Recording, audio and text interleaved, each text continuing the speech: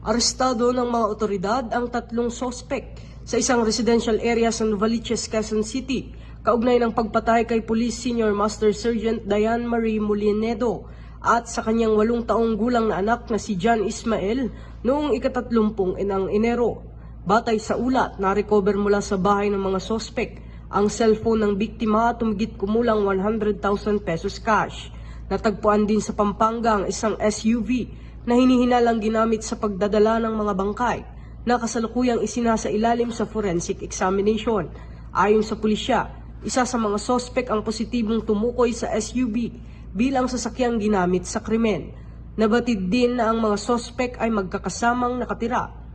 Noong ika-24 ng Enero, natagpuan ang bangkay ni Molinido sa isang sapa sa Pulilan, Bulacan na may tama ng bala sa ulo, habang ang kanyang anak ay natagpuan makalipas ng 5 araw sa isang kalamansi farm sa Victoria, Tarlac. Ayon sa otoridad, asphyxia by suffocation ang ikinamatay ng bata.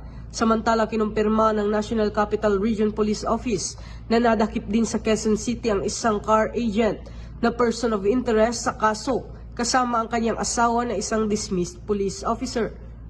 Bukod dito, na-recover ng PNP Regional Highway Patrol Unit Cordillera Administrative Region sa Baguio City ang sasakyan ng biktima na umano'y ibinenta ng mga sospek sa halagang 450,000 pesos. Patuloy naman ang masusing investigasyon ng pulisya upang matukoy ang buong detalye ng krimen at panagutin ang lahat ng sangkot. Ito ang bagong PNP para sa bagong Pilipinas. Serbisyong mabilis, tapat at nararamdaman.